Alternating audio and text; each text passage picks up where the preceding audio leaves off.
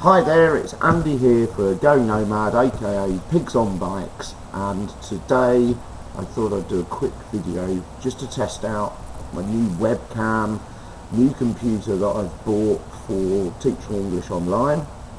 I'll do a video of that at some other point. But this is really just a test video just to test these headphones, microphone and the webcam and the computer out, and I thought I'd just do a quick one on an email I got from a guy called Phil. Okay, so Phil lives in Thailand and he's got a 10-day break, and he's sent me an email saying he wants to spend some time in Thailand.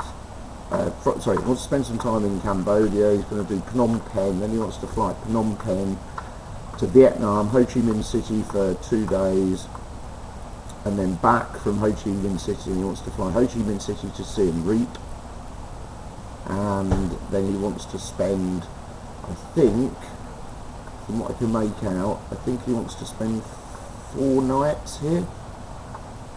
Difficult to say.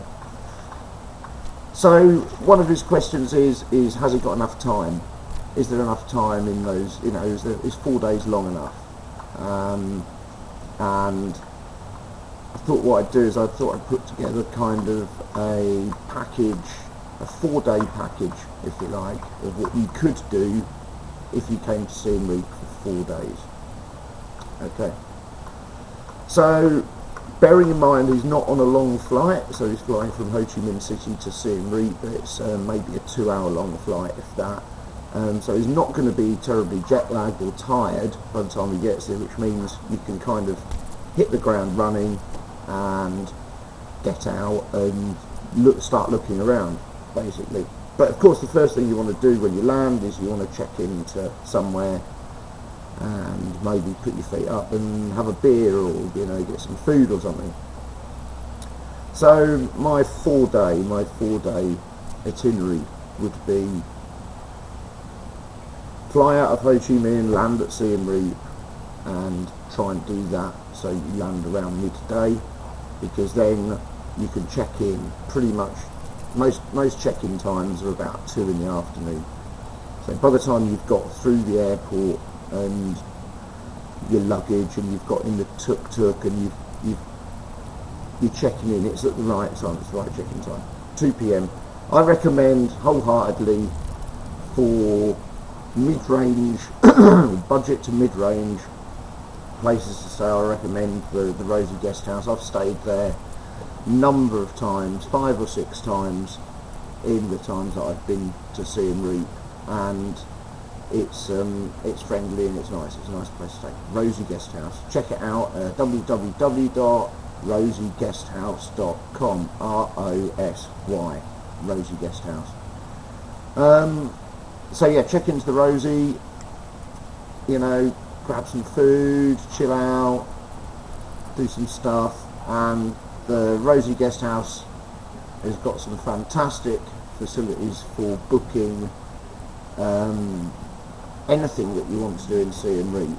So obviously people who come to Siem Reap want to go and see Angkor Wat. They want to go and look around the temples, and the best way to do that, I think, I've done a video on this, so you can watch one of my videos on how to see the temples. One of the best ways, I think, is to get a tuk-tuk.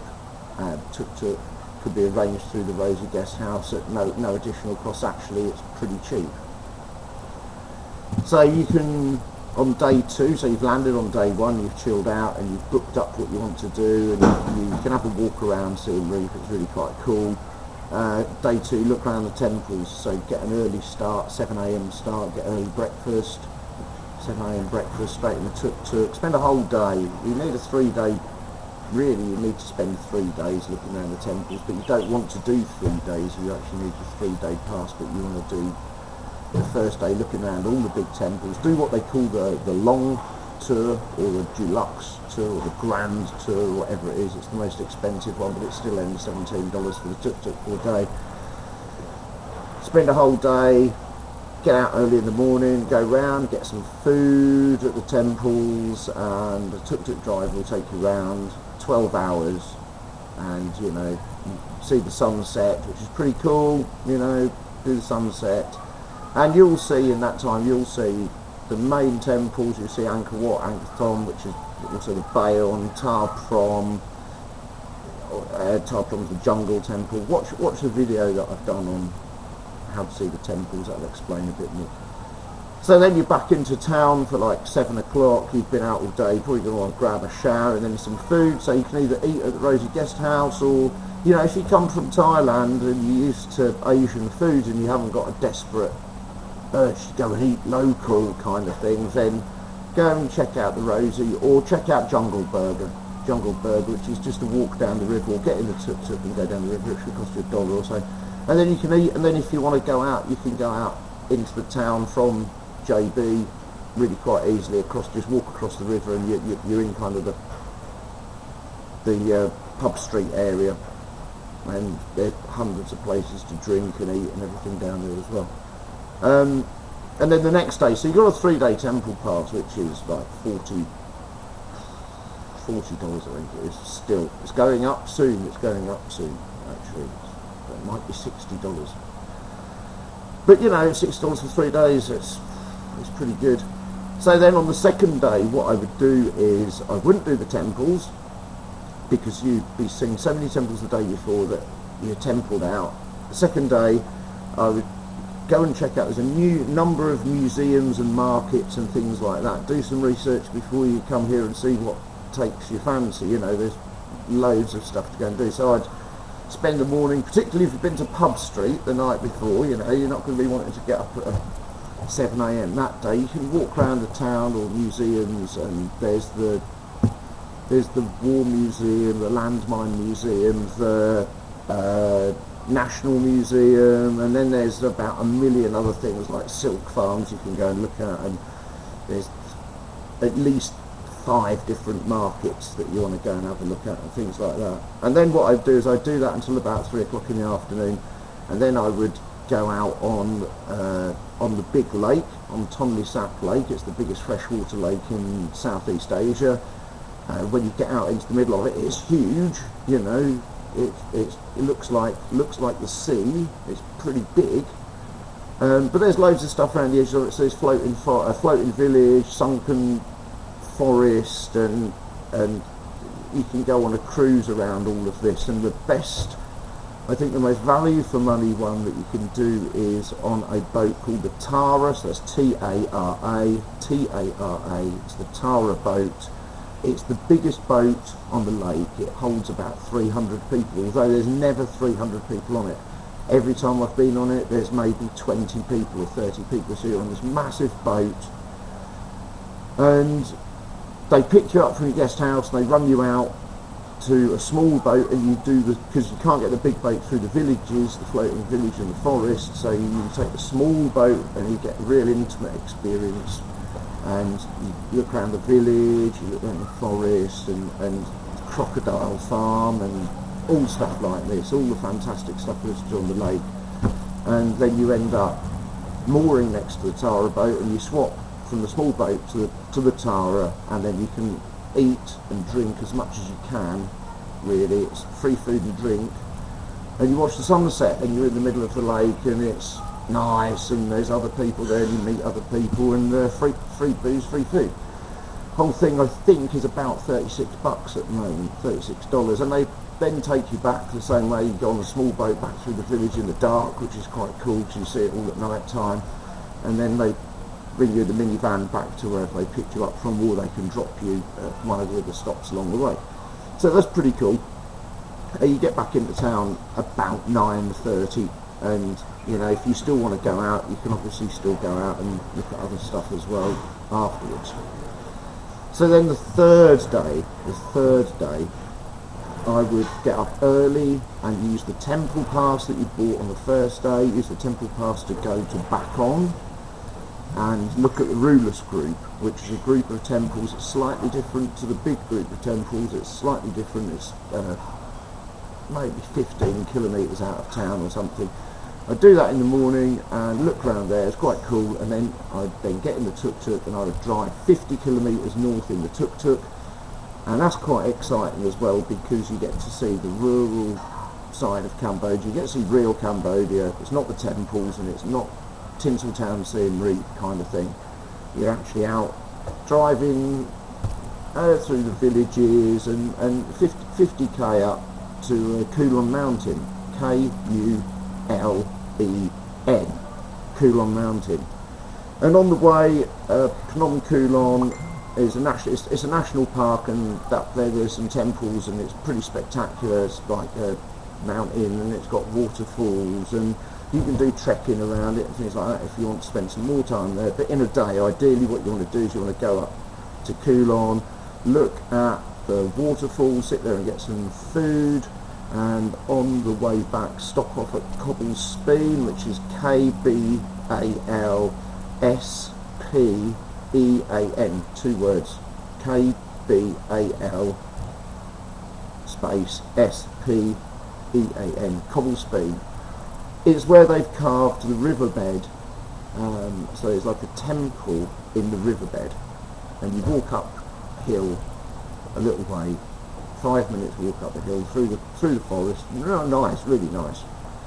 And then you get to the river, waterfall again, and take your swimming shorts, you can get underneath the waterfall, and it's really cool. And then the riverbed is rock, and it's all carved, and it's pretty nice. And then you can also, on the same road, coming back from Kulon on the same road, you can stop at Bante Sray as well, which is another group of temples. It's worth looking at, it's pretty nice. And also is the Landmine Museum as well. So you can do lots of different things in one day. Back on Phnom Kulon, the national park, Cobble Speen, carved riverbed, Bante Sray, another temple group, and the Landmine Museum, all in one day. And it should cost you, if you took about $35, and I don't know how much the Landmine Museum is to get into, maybe $5 or something, but it's worth it. It's cool.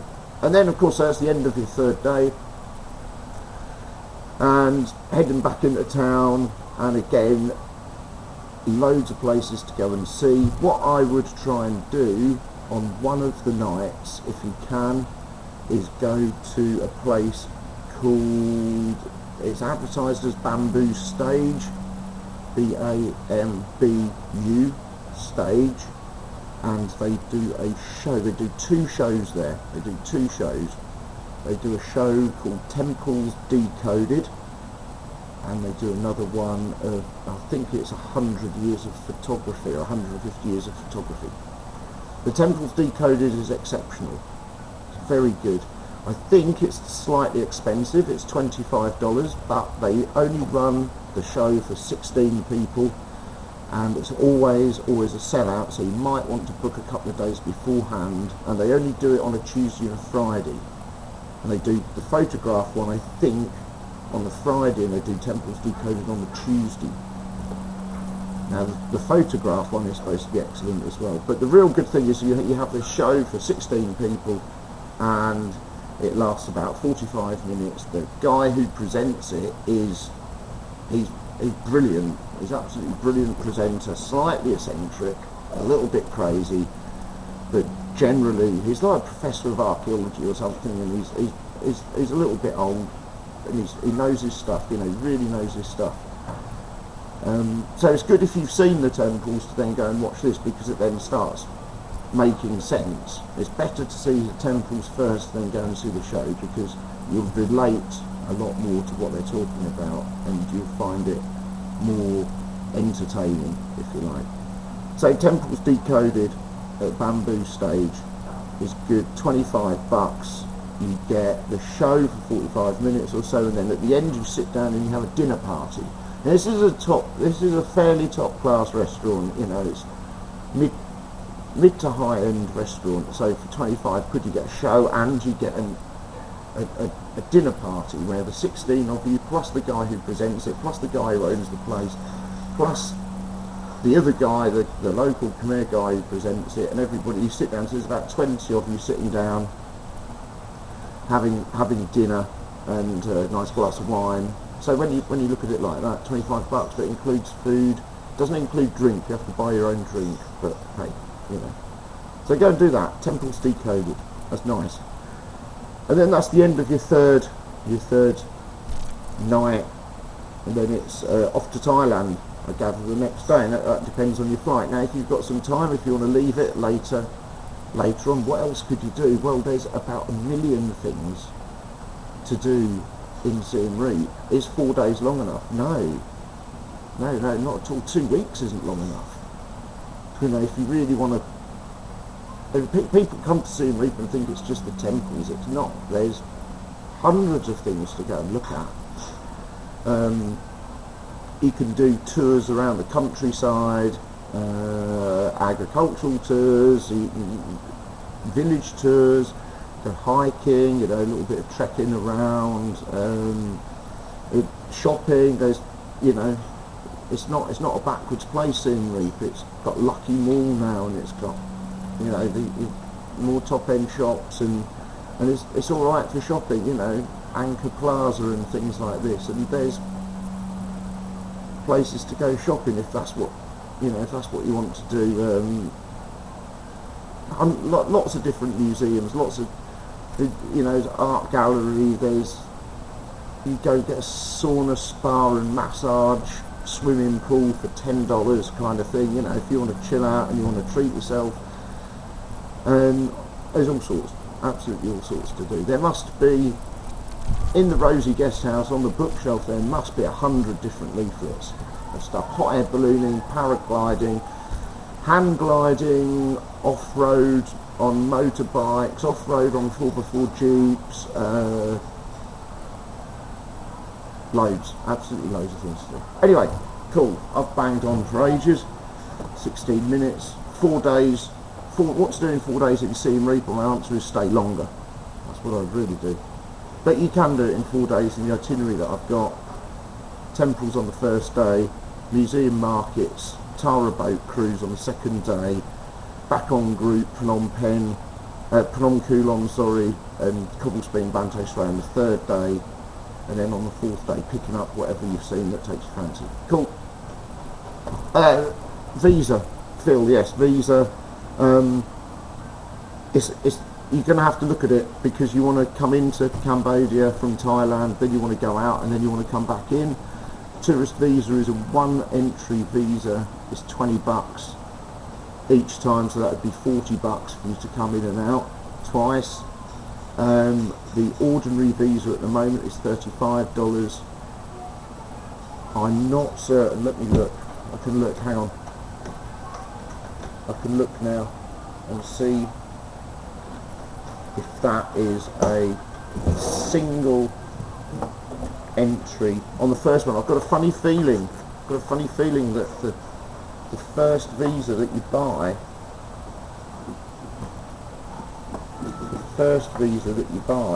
is, oh, if I can find it. Nah, I can't find it. I'll look for it and I'll post it later down here. Never mind. Okay, cool. I think the first ordinary visa or business visa, whatever you want to call it, that you buy, I think that's only single entry as well. I'll have to check for you. But Phil, I'll put it in the comments down here. Okay. Hope that helped. I hope I haven't just spoken for 20 minutes nearly and this thing hasn't worked, but I'll find out in a minute. Okay. Andy here for Going Nomad, aka Pigs on Bikes. Don't forget to like, share, subscribe, and the subscribe button is down there, that corner, or this corner, and email me at goingnomad123@gmail.com. The address is further down in the comments, in the description as well. Stay safe, take care, bye bye.